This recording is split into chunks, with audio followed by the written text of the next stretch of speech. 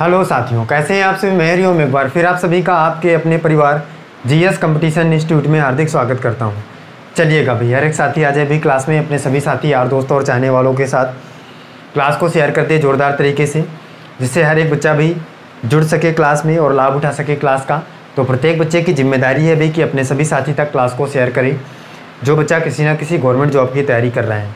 बच्चा आज हम लोग उपस्थित हैं बहुत ही शानदार चैप्टर के साथ, स्पीड, टाइम, डिस्टेंस, चाल, समय और दूरी, इसके साथ उपस्थित हैं और बहुत ही शानदार तरीके के कॉन्सेप्ट को सीखने वाले हैं। आज की क्लास बेसिक क्लास होने वाली है, तो प्रत्येक बच्चा जल्दी से शेयर करे अपने सभी साथी तक, जिससे हर एक साथी भाई बेसिक क्लास की पहली क्लास में जुड़े और देखे शानदार तरीके के कॉन्सेप्ट को सीखें। जल्दी से शेयर करके आइए भाई। और जो साथी भाई क्लास में आ चुके हैं, क्लास को लाइक करें और प्यारा सा कमेंट करें जय हिंद जय भारत का, जिससे पता चल सके भाई कि कौन कौन सा बच्चा क्लास में जुड़ चुका है। और हर एक बच्चा अपने सभी साथी तक क्लास को शेयर करे। और इसके बाद जो साथी भाई क्लास में नए आते हैं, चैनल को सब्सक्राइब करें, परिवार का हिस्सा बने। अपने सभी साथी को बताएं भाई क्लास के बारे में कि यहाँ पे बच्चा बेसिक तरीके से 0 लेवल से हाई लेवल तक सारी क्लासें आपको दी जा रही हैं। तो प्रत्येक बच्चा जुड़े क्लास में और देखे, समझे और सीखे, हर एक कॉन्सेप्ट को क्लियर करें। चलिए जल्दी से आइए, शेयर करके हर एक साथी जल्दी से आ जाए भाई। और इसके बाद देखते हैं वो शानदार तरीके के कॉन्सेप्ट को सीखते हैं। जल्दी से आए हर एक बच्चा भी। और जो बच्चा आता जा रहा है भाई क्लास को लाइक करे और कमेंट करे प्यारा सा जय हिंद जय भारत का। और नए साथी होने पर क्लास को शेयर करें अपने सभी साथी तक और चैनल को सब्सक्राइब करके परिवार का हिस्सा बन जाए। आइए भाई जल्दी से शेयर करके आइए क्लास को, फिर चलते हैं आगे।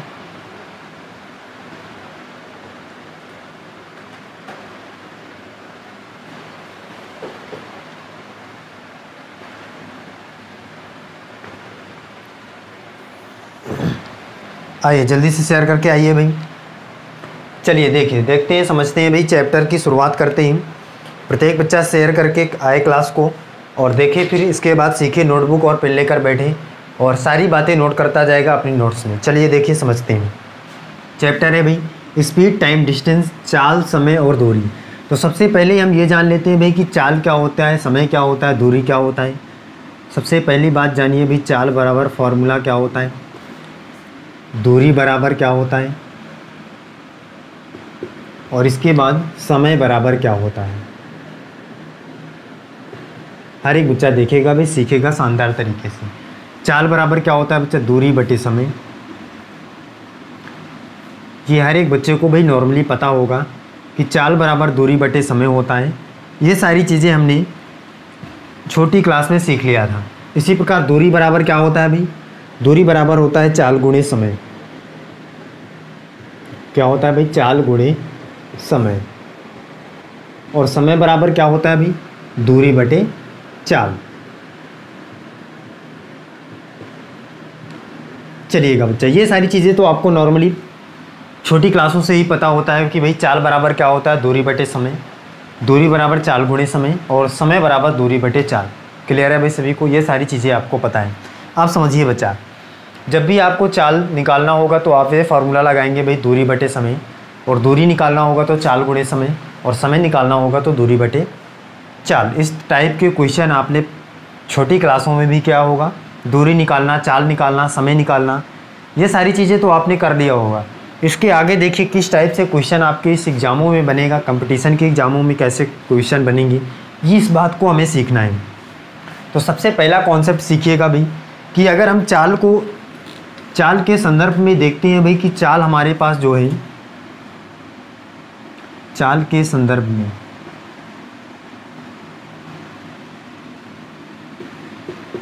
मतलब क्या है भाई, चाल के संदर्भ का मतलब क्या है।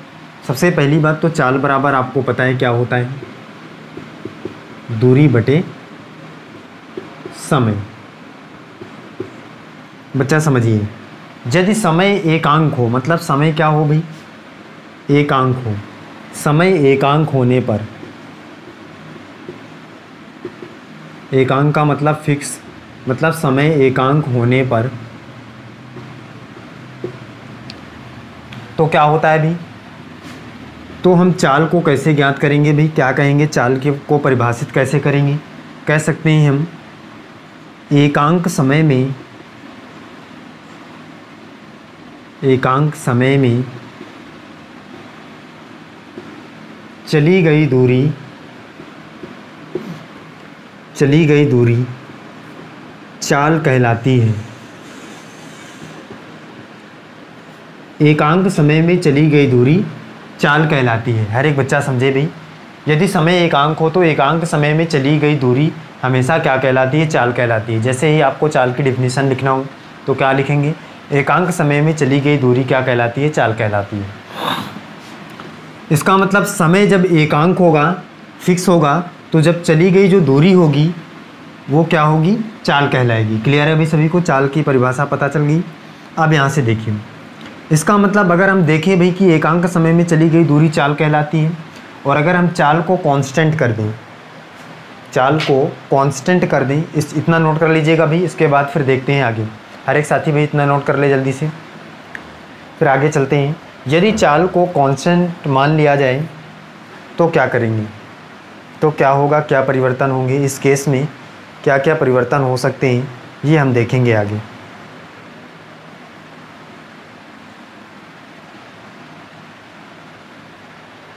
चलिए देखिए, इसको हटाते हैं यहाँ से भी, और इसके बाद देखते हैं कॉन्सेप्ट।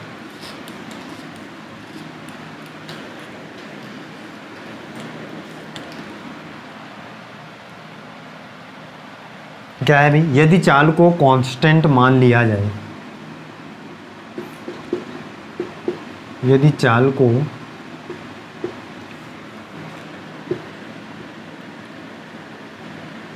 कांस्टेंट मान लिया जाए तो क्या परिवर्तन होंगे भी? देखिए बच्चा, अगर चाल को कांस्टेंट मान लिया जाएगा तो क्या होगा? देखिए समझिए क्या हो जाएगा भाई। मान लीजिए कि यदि एक व्यक्ति निश्चित चाल से d1 दूरी तय करता है भाई, कोई भी व्यक्ति एक निश्चित चाल से कोई भी दूरी को तय करता है और कुछ समय में तय करता है, तो यहाँ पे हम देखते हैं भाई, उसी बात को यहाँ लिख लेते हैं। हम मानते हैं कि भाई एक व्यक्ति जो है निश्चित चाल से d1 दूरी और t1 समय में तय करता है, और दूसरा व्यक्ति इसी चाल से d2 दूरी और t2 समय में तय करता है। तो जो होगा तय करने में जो आपके पास केस बनेंगे, किस किस प्रकार से दो केस बनेंगे देखिए। मान लीजिए कि यदि एक व्यक्ति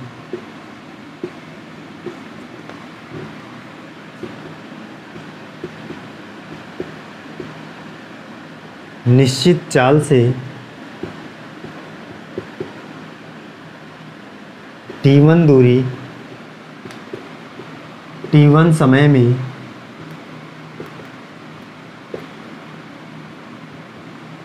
तय करता है, d1 दूरी t1 समय में तय करता है, और दूसरा व्यक्ति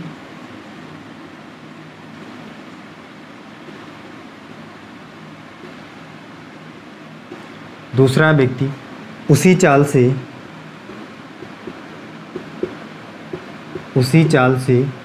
d2 दूरी t2 समय में तय करता है, t2 समय में तय करता है। तो क्या क्या केस बन सकते हैं भाई? देखिए यहाँ पे समझिए भाई, एक व्यक्ति है निश्चित चाल से d1 दूरी t1 समय में तय करता है। इसका मतलब चाल बराबर क्या है भाई? चाल बराबर दूरी बटे समय। दूरी क्या है भाई? d1 है, और समय क्या है? t1 है। ये पहली कंडीशन है भाई केस फर्स्ट में। केस फर्स्ट में कह रहा है चाल एक निश्चित चाल से d1 दूरी t1 समय में तय करता है। तो चाल बराबर क्या होता है भाई? दूरी बटे समय। दूरी क्या है? d1, समय क्या है? t1। दूसरे केस में देखिए क्या है, केस सेकंड क्या है? दूसरे केस में कह रहा है चाल बराबर क्या आ जाएगा? d2 दूरी चलता है, और कितने समय में? d2 समय में। ये आएगा भाई। ये हमारे पास कंडीशन दो बन रही हैं, और यहाँ से अगर हम देखें भाई तो चाल हमारे पास पहले भी वही थी और बाद में भी वही है, क्योंकि यहाँ पे कह रहा है दूसरा व्यक्ति उसी चाल से, जिस चाल से ये व्यक्ति चल रहा था उसी चाल से दूसरा भी व्यक्ति चल रहा है। इसका मतलब चाल दोनों की क्या है? बराबर है भाई। और अगर चाल बराबर है तो हम यहाँ से कह सकते हैं भाई, अगर चाल बराबर है तो d1 बराबर t1 बराबर हो जाएगा d2 t2 के। बताइए ये बात हर एक बच्चों को समझ में आए भी? कहाँ से आया? अगर चालें दोनों की बराबर हैं तो d1/t1 बराबर d2/t2 बराबर हो जाएगा। किस प्रकार से? क्योंकि चाल हमारे पास जो कह रहा है बराबर है, और अगर इस प्रकार से आया है d1/t1 बराबर है d2/t2 के, तो हम इसको क्या लिख सकते हैं भाई? ये हर एक बच्चे को दिख रहा है अभी, क्या लिख सकते हैं कि d1/d2 बराबर t1/t2 लिख सकते हैं भाई। हर एक बच्चा बताएं। हम इसको ये भी लिख सकते हैं कि d1/d2 बराबर t1/t2, ये लिख सकते हैं, क्योंकि रेशियो में हमने बहुत ही शानदार तरीके से इस बात को सीखा है कि जब भी अपान में कोई भी चीज़ें होती हैं तो हम उन्हें रेशियो में भी लिख सकते हैं, या रेशियो की कोई भी चीज़ों को हम अपान में भी लिख सकते हैं। क्लियर है? तो यहाँ से आपको पता चला भाई कि जब आपका चाल जो होगा वो निश्चित होगा या कांस्टेंट होगा, तो उस समय पर जो दूरियों का अनुपात होगा वो समय के अनुपात के बराबर हो जाएगा। दूरियों का अनुपात समय के अनुपात के बराबर हो जाएगा। कब? जब चाल हमारी कांस्टेंट होगी, निश्चित होगी, तो हमारे दूरियों का अनुपात समय के अनुपात के बराबर हो जाएगा। अर्थात हम यहाँ पे कह सकते हैं भाई, अर्थात दूरी का अनुपात बराबर है समय के अनुपात के। हर एक बच्चा नोट कर ले भाई सारी चीज़ें। दूरी का अनुपात बराबर है समय के अनुपात के। कब? जब हमारा चाल जो होगा क्या होगा भी? कांस्टेंट मान लिया जाएगा। तो चलिए नोट कर लीजिएगा जल्दी से, फिर इसके बाद चलते हैं अगले कॉन्सेप्ट की ओर। अगला कॉन्सेप्ट सीखते हैं। ऐसी कंडीशन कब बनेगी भाई? जब हमारे पास चाल कांस्टेंट रहेगी, मतलब चाल निश्चित रहेगी, चाल एक रहेगी, चाल समान रहेगी, तो उस कंडीशन में दूरियों का अनुपात बराबर हो जाएगा समय के अनुपात के। कोई भी दिक्कत है किसी को भाई? बताइए। कॉन्सेप्ट क्लियर है हर एक बच्चे का? आगे चलें। चलिए चलते हैं भाई। अभी तो हम लोग बात किए थे भाई चाल के संदर्भ में, मतलब चाल को हमने कांस्टेंट माना था। अब चलते हैं दूरी के संबंध में, सीखते हैं भाई दूरी के संबंध में क्या क्या कंडीशन बन सकती हैं, क्या क्या केसेस बन सकते हैं दूरी के संबंध में।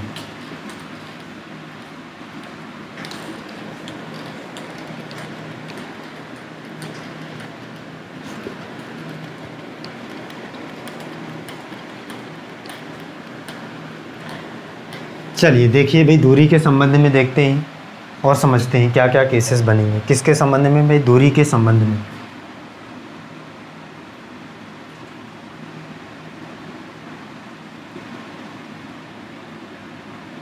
दूरी के संबंध में।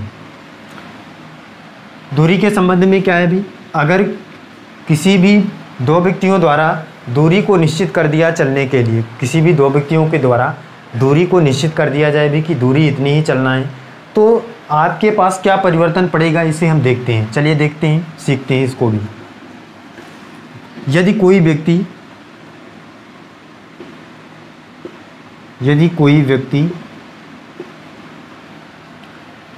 S1 चाल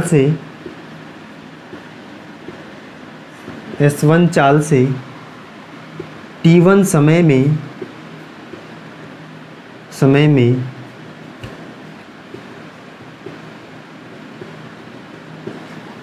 कोई दूरी तय करे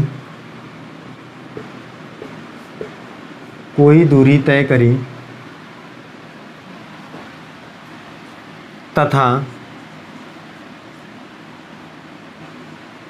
दूसरा व्यक्ति S2 चाल से T2 समय में वही दूरी तय करे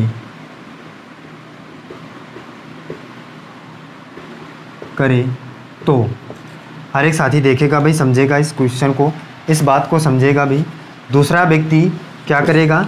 S2 चाल से T2 समय में वही दूरी तय करेगा तो क्या होगा?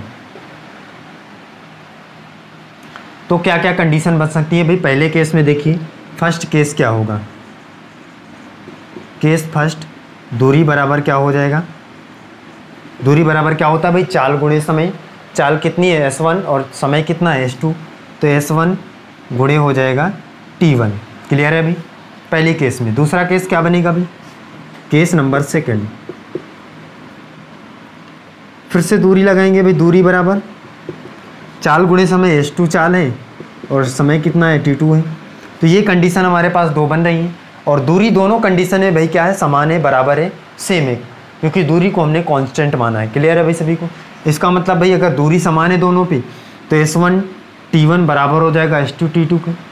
क्या लिख सकते हैं भाई, S1 T1 बराबर S2 T2। इसका मतलब दूरी समान होने पर S1 T1 बराबर S2 T2 के हो जाएगा।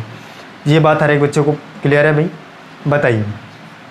इसका मतलब अगर S1 T1 बराबर है S2 T2 के तो हम इसको और क्या लिख सकते हैं भाई, और हम किस प्रकार से लिख सकते हैं, इस प्रकार से भी लिख सकते हैं S1 अपान S2 बराबर T2 अपान T1। ये भी लिख सकते हैं भाई इसको हम, भाई इसको चेंजमेंट करके इस प्रकार से ये भी लिख सकते हैं। और अगर ये लिख सकते हैं तो हम इसको रेशियो में कैसे लिख सकते हैं भाई, रेशियो में लिख सकते हैं S1 रेशियो S2 बराबर T2 रेशियो T1। ये लिख सकते हैं, हर एक बच्चे को भाई दिख रहा है, ये भी लिख सकते हैं हम इसको। और अगर हमने ये लिख लिया तो इसका मतलब क्या हो जाएगा भी, अर्थात दूरी कांस्टेंट होने पर जो हमारा क्या आ जाएगा, चाल और समय में व्युत्क्रमानुपाती संबंध हो जाएगा। कैसे संबंध हो जाएगा भी, व्युत्क्रमानुपाती संबंध हो जाएगा। किस प्रकार से देखें, अगर हम इसको देखेंगे तो देखिए यहाँ पे T2 और T1 है, और अगर हम इसको T1 और T2 करना चाहें भाई, देखिए S1 S2 तो T2 T1, इसको T1 और T2 अगर होता तो ये समानुपाती होता। भाई यहाँ से देखिए उल्टा है क्रम, तो इसका मतलब क्या, इसको व्युत्क्रमानुपाती हम कह सकते हैं। तो इसको हम लिख सकते हैं S1 अनुपाते S2 बराबर 1 अपान T1 अनुपाते 1 अपान T2। इस प्रकार लिखेंगे तब ये जाके बच्चा सही आएगा। और इस प्रकार के संबंध को क्या कहते हैं, व्युत्क्रमानुपाती संबंध कहते हैं। तो इसका मतलब अगर दूरी कांस्टेंट होगी, दूरी कांस्टेंट होने पर चाल और समय के बीच में क्या रिलेशन बनेगा भी, चाल और समय के बीच में क्या होगा, व्युत्क्रमानुपाती संबंध होगा। दूरी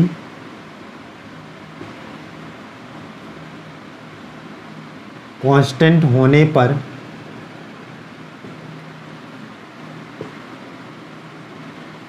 चाल और समय में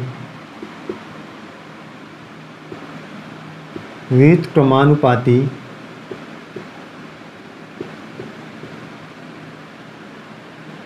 संबंध होगा। हर एक बच्चा नोट कर ले भाई, ये बात भी बहुत ही इम्पॉर्टेंट है कि जब आपके पास दूरी कांस्टेंट होगी, दूरी निश्चित होगी, तो उस समय में चाल और समय में व्युत्क्रमानुपाती संबंध होगा। नोट कर लीजिएगा भाई जल्दी से, हर एक बच्चा नोट कर ले भाई जल्दी से। फिर इसके बाद देखते हैं समय के संदर्भ में, समय के संदर्भ में सीखते हैं समय के संदर्भ में क्या कंडीशन बन सकती है।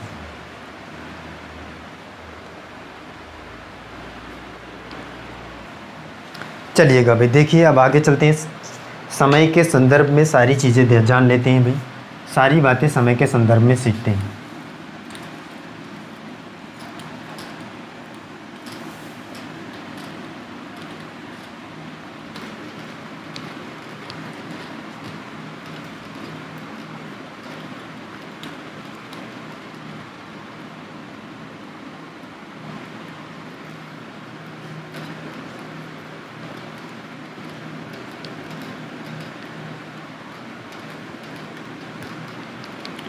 चलिए देखिए समझिए भी, क्या है भाई, समय के संदर्भ में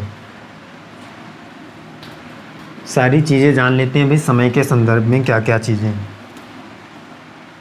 समय के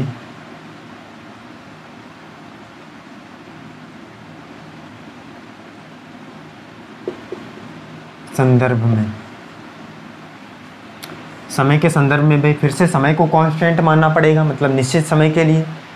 तो क्या लिख सकते हैं भाई, यदि कोई व्यक्ति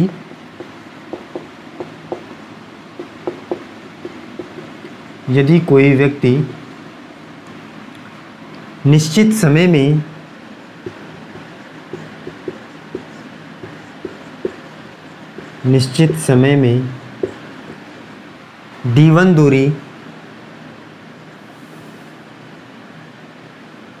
D1 दूरी S1 चाल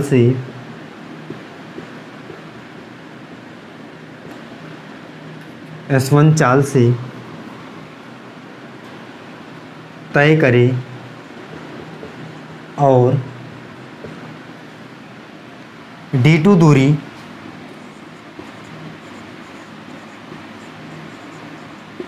S2 चाल से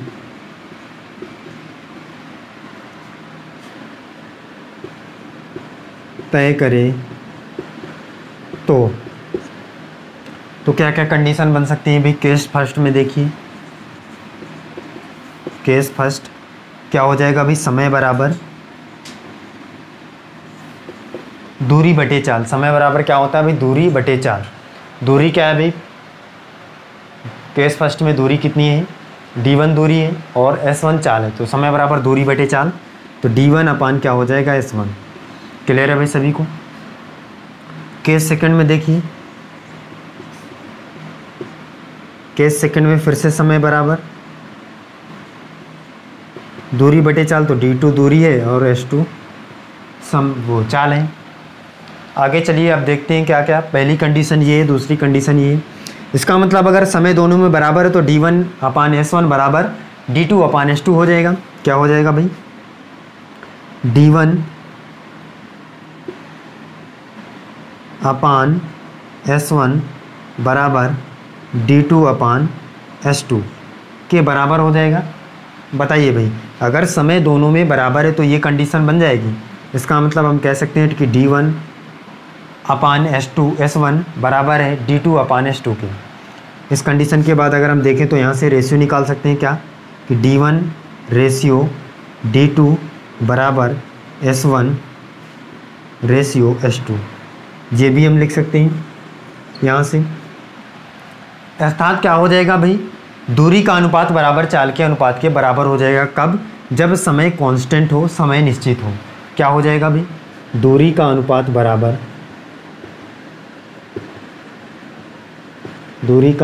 बराबर समय का अनुपात।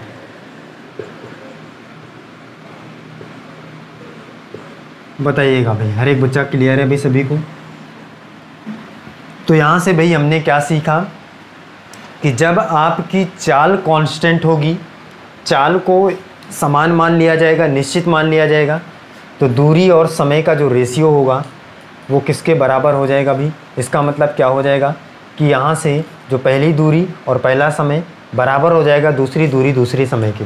और अगर यहाँ से दूरी कांस्टेंट कर लेते हैं तो पहली चाल और पहले समय का गुणनफल बराबर हो जाएगा दूसरी चाल और दूसरे समय के।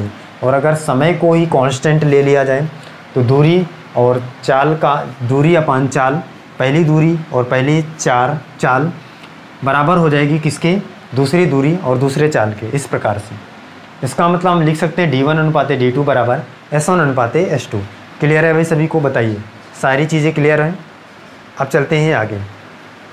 हर एक बच्चा देखेगा भाई, स्टेज फर्स्ट के क्वेश्चन पर चलते हैं और सीखते हैं भाई कैसे किसी भी दी हुई चाल को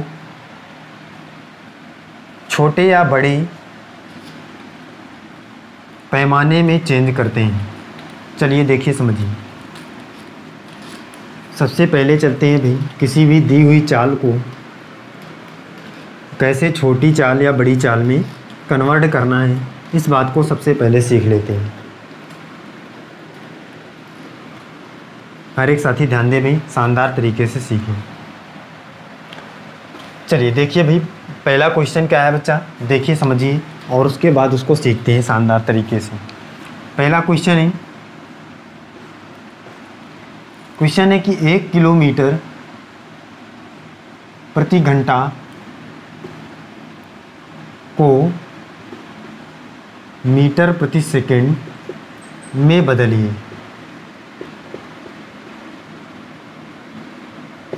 क्वेश्चन है 1 किलोमीटर प्रति घंटा को मीटर प्रति सेकंड में बदलिए। ये क्वेश्चन है भाई। अब देखिए क्या करना है इसमें, हर एक बच्चा सीखे भी। देखिए समझिए, सबसे पहला काम क्या है भाई, आपको क्या करना है, 1 किलोमीटर को और ये प्रति घंटा का मतलब होता है घंटा अपान में आ जाएगा, यही तो होता है भाई, को आपको चेंज करना है मीटर अपान सेकंड में, इस प्रकार से। तो सबसे पहली बात तो हर एक साथी जाने भाई कि 1 किलोमीटर में कितना मीटर होता है। 1 किलोमीटर में 1 किलोमीटर बराबर कितने के मीटर के होता है? 1000 मीटर के। हर एक साथी बताए भाई। और 1 घंटा बराबर कितना सेकंड होता है? 1 घंटा बराबर कितना सेकंड होता है भाई? बच्चा बताएगा भाई कि 1 घंटा में 3600 सेकंड होता है। कैसे भाई? अगर 1 मिनट में 60 सेकंड होता है तो भाई 1 मिनट में 60 सेकंड अगर होता है तो 1 घंटे में कितना मिनट होता है? 60 मिनट होता है। 1 घंटे में कितना मिनट होता है? 60 मिनट होता है। और 1 मिनट में कितना सेकंड होता है भाई? 60 सेकंड होता है। और अगर 1 मिनट में 60 सेकंड होता है तो 60 मिनट में कितना सेकंड होगा भाई? 60 मिनट में 60 सेकंड होता है 1 मिनट में, तो 60 गुणे 60 करेंगे। क्यों भाई? क्योंकि हमें पता है कि जो 60 मिनट है उसमें प्रत्येक मिनट में 60 सेकंड होने वाला है। तो 60 गुणे 60 करेंगे तो 6 36, तो कितना मिनट कितना सेकंड आ जाएगा घंटा में? 3600 सेकंड आ जाएगा। तो इस प्रकार से 1 घंटे में कितना सेकंड? 3600 सेकंड। क्लियर है भाई सभी को? बताइए। चलिए आगे देखिए, समझिए। इसका मतलब यहाँ से हमें पता चला कि भाई 1 किलोमीटर में 1000 मीटर और 1 घंटे में कितना सेकंड? 3600 सेकंड होता है। तो 1 किलोमीटर को हमें चेंज करना है मीटर में और घंटा को चेंज करना है सेकंड में।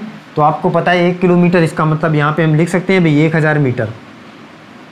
बताइए, कोई दिक्कत? कोई दिक्कत नहीं भाई।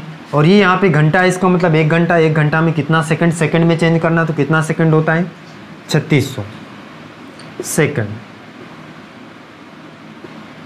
हमने इस वाले कंडीशन को इस तरह से लिख दिया। कोई भी दिक्कत है भाई? इस और इस वाले में कोई भी फ़र्क है? कोई भी दिक्कत नहीं है। इसको हम इस तरीके से भी लिख सकते हैं। क्यों लिख सकते हैं? क्योंकि हमें चेंज ही करना है इसमें। तो देखिए अब ये इतना आ चुका है, 0 से दोनों 0 कट जाएंगे और ये 10/36 काटेंगे भाई, कितने पर कटेगा? 2 से काटेंगे, 2 पंचे 10 और ये 2 से कटेगा कितने पर? 18 पर आएगा भाई। तो कितना आ जाएगा? 5/18 और ये आ जाएगा मीटर और प्रति सेकंड। इस प्रकार से लिख सकते हैं भाई। बताइए, हर एक बच्चा बताए भाई। इसका मतलब 1 किलोमीटर को हम जैसे ही प्रति घंटा को मीटर प्रति सेकंड में बदलेंगे तो कितना आएगा? 5/18 मीटर प्रति सेकंड। क्लियर है भाई सभी को? बताए भाई, हर एक बच्चा बताए भाई कि सारी चीज़ें क्लियर हैं। कैसे हमें ये 5/18 प्राप्त हुआ है, यहाँ से आपने बहुत ही शानदार तरीके से सीखा होगा भी कि किस प्रकार से हम शानदार तरीके से सीख पा रहे हैं कि आपका जो 5/18 आया है ये किस प्रकार से आया है। क्लियर है भाई सभी को? बताइए, हर एक बच्चा देखिए। अगला क्वेश्चन देखिए भाई। इसका क्वेश्चन का आंसर करके हर एक साथी बताएगा भी। चेंजमेंट इसमें क्या करना है, जल्दी से करके बताइए। क्वेश्चन है भाई 10 या 2 किलोमीटर प्रति घंटा को आपको चेंज करके बताना है भी मीटर प्रति सेकंड में। हर एक साथी क्वेश्चन का आंसर करके बताएगा कमेंट बॉक्स में। और क्या होगा भी 2 किलोमीटर प्रति घंटा का मीटर प्रति सेकंड में चेंजमेंट क्या होगा, कमेंट करके हर एक साथी बताएंगे। तो चलिए फिर आज की क्लास में हम यहीं तक रखते हैं। हर एक बच्चा सीखेगा शानदार तरीके से भी देखे।